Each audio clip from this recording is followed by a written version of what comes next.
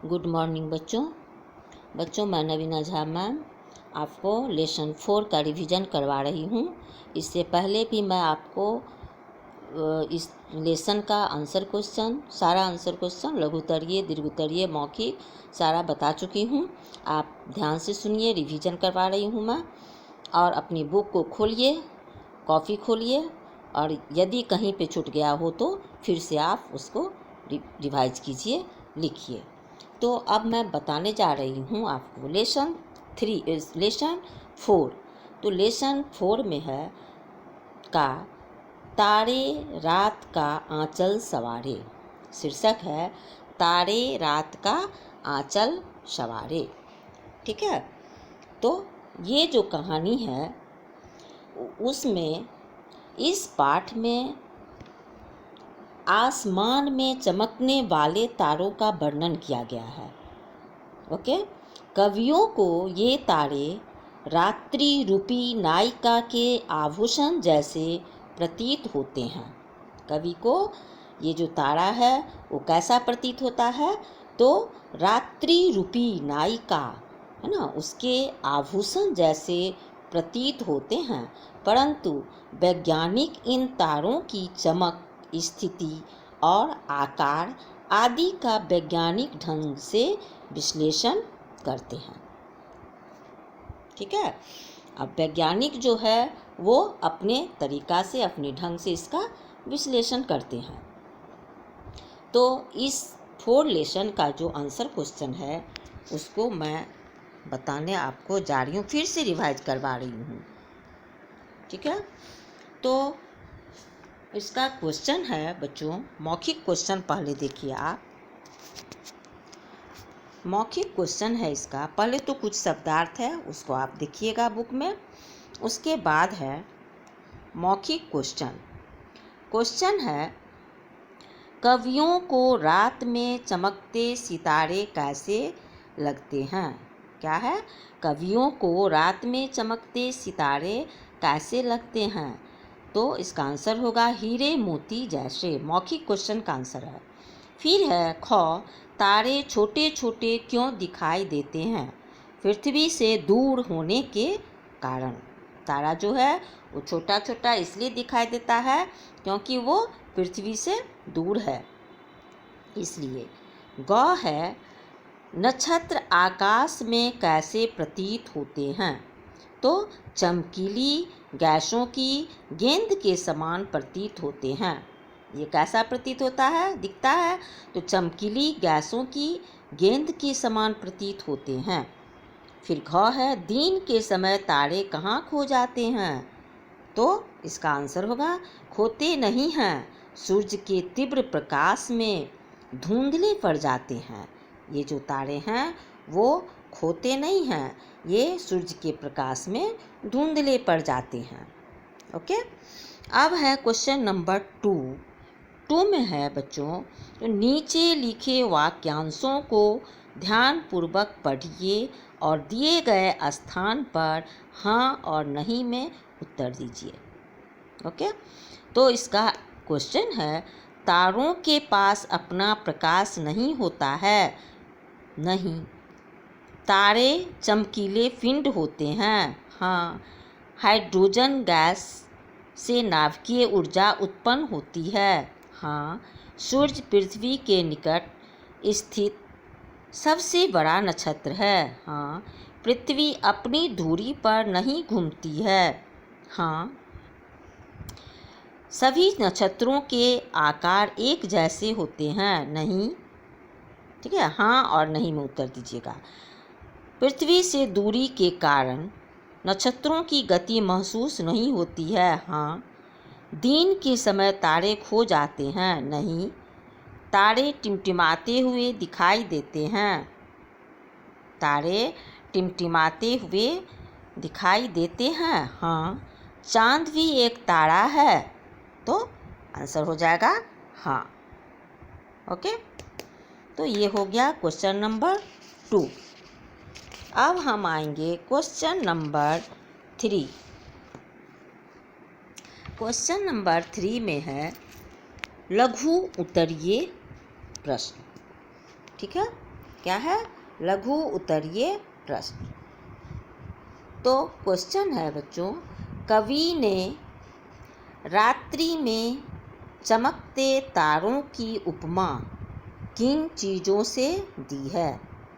कवि रात में चमकते तारों की उपमा किन चीज़ों से दी है? तो आंसर हो जाएगा हीरे मोती श्वेत फूल की गजरों जैसी। उपमा दिए हैं, हीरे मोती जैसे दिखता है और श्वेत उजला फूल का जो गजरा बनता है वो उस तरह दिखाई देता है। ठीक है। सूर्य के विषय में आपने क्या जाना? तो सूर्य भी एक नक्षत्र है जिसके चारों ओर पृथ्वी चक्कर लगाती है। तारों में कौन सी गैस पाई जाती है? तो तारों में कौन सी गैस पाई जाती है? हाइड्रोजन और हीलियम। ठीक है। सूर्य का निकटतम नक्षत्र सूर्य से कितनी दूर है? करोड़ों मील दूर स्थित है। ये करोड़ मील दूर स्थित है। ओके, ठीक है। अब है बच्चों दीर्घ उत्तरीय प्रश्न। तो दीर्घ उत्तरीय प्रश्न का आंसर अब आप देखिए, कुछ बड़ा आंसर होगा इसका लघु उत्तरीय से।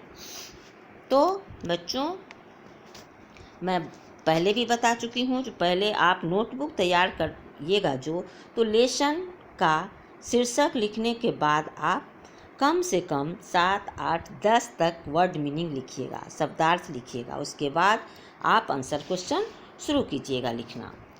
ठीक है। तो दीर्घ उत्तरीय क्वेश्चन है। क्वेश्चन नंबर 1 है, तारों की 3 विशेषताएं लिखिए। तो तारे की विशेषताएं क्या है?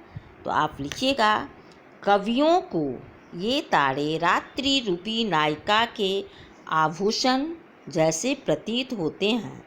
दूसरा, तारे वास्तव में चमकीले पिंड होते हैं। दूसरा क्या है? तारे वास्तव में चमकीले पिंड होते हैं जिनके पास स्वयं का प्रकाश होता है। पृथ्वी से बहुत दूर होने के कारण ये तारे छोटे छोटे दिखाई देते हैं। आसमान में तारे टिमटिमाते हुए इसलिए प्रतीत होते हैं क्योंकि उनकी रोशनी पृथ्वी के चारों ओर उपस्थित हवा की सघन परतों को पार करती हुई हम तक पहुंचती है। ठीक है। तो इसका आंसर आप देख लिए जो क्या होगा। उसके बाद बच्चों हम फिर आपको क्वेश्चन नंबर ख में है, क्वेश्चन है ख का, जो आकाश गंगा किसे कहते हैं? क्या है? आकाश गंगा किसे कहते हैं? ठीक है। तो आकाश गंगा हम किसे कहते हैं उसको देखिए। तो आकाश गंगा आप लिखिएगा, जो आकाश गंगा, देखिए आकाश गंगा वास्तव में तारों के पुंज को कहती हैं। ठीक है। आकाश गंगा वास्तव में तारों के पुंज को कहते हैं। अभी मानव ज्ञान की सीमा केवल सूर्य और उसके चारों ओर चक्कर लगाने वाले प्रमुख ग्रहों, उनके उपग्रह तक ही सीमित है। आकाश गंगा में लाखों करोड़ों नक्षत्र हैं। अभी जो है मानव का जो ज्ञान है वो यहीं तक सीमित है, केवल सूर्य और उसके चारों ओर चक्कर लगाने वाले प्रमुख ग्रहों, उनके उपग्रह तक ही सीमित है। लेकिन आकाश गंगा में लाखों करोड़ों क्या है? नक्षत्र है। यही इसका आंसर होगा। ठीक है। अब ग है बच्चों, ग का क्वेश्चन है। क्वेश्चन आप बुक में देखिएगा। ठीक है। क्वेश्चन है, नाभिकीय ऊर्जा कैसे उत्पन्न होती है, इसका क्या महत्व है। ठीक है, तो आंसर है हाइड्रोजन गैस और हीलियम गैस। इन्हीं दो गैसों, हाइड्रोजन और हीलियम गैस, इन्हीं दो गैसों के कारण नाभिकीय ऊर्जा उत्पन्न होती है। यह ऊर्जा का बहुत ही शक्तिशाली रूप होता है। ये दोनों गैसें नक्षत्रों को इतना गर्म कर देती है कि नक्षत्र चमकते रहते हैं। ये जो दोनों गैस है वो क्या करता है, गैस नक्षत्र को इतना गर्म कर देती है कि नक्षत्र जो है वो चमकते रहते हैं। यही कारण है। ठीक है, अब है बच्चों, देखिए घ में है, क्वेश्चन है घ का, नाभिकीय ऊर्जा के समाप्त हो जाने पर तारों की क्या स्थिति होती है। नाभिकीय ऊर्जा को समाप्त हो जाने पर तारों की स्थिति कैसी होती है। तो आंसर हो जाएगा, गैस समाप्त हो जाने के बाद नक्षत्र गैस और धूल के विशाल बादल के रूप में फट जाता है और आकाश गंगा में ऐसे करोड़ों नक्षत्र हमसे दूर होने के कारण क्या होता है, बस प्रकाश पुंज की तरह तारों के रूप में दिखाई देते हैं।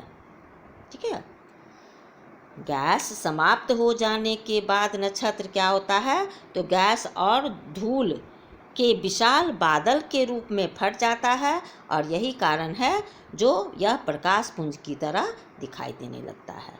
अब 5वां का क्वेश्चन है, नक्षत्रों के रंग में परिवर्तन क्यों और कैसे होता है। तो आंसर होगा, देखिए, जिन नक्षत्रों में हाइड्रोजन और हीलियम गैसों की ज्वलनशीलता अभी कम नहीं हुई है, उन नक्षत्रों का रंग सूर्य के समान पीला होता है। ठीक है, सूर्य के समान क्या होता है, तो पीला होता है ना। जैसे ये ठंडे होते हैं, उनके रंग लाल, नीले और फिर काले पड़ जाते हैं। जब वो ठंडे होते हैं तब उनका रंग जो है में परिवर्तन होता है। तो रंग क्या हो जाता है, लाल, नीले और फिर काले पड़ जाते हैं।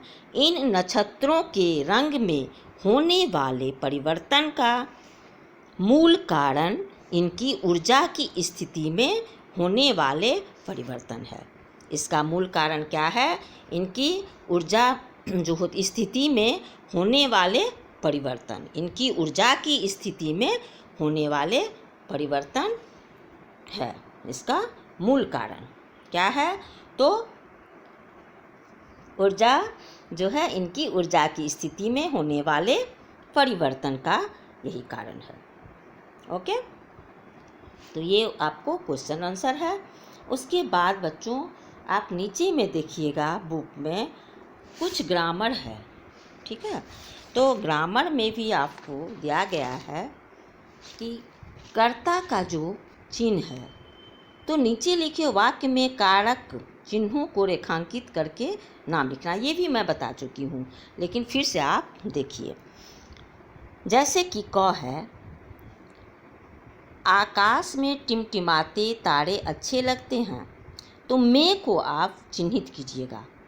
ठीक है, और कौन सा कारक है उसका नाम लिखिएगा। तो कारक हो गया अधिकरण कारक। फिर है, सूर्य पृथ्वी के निकट स्थित है, यह है करण कारक।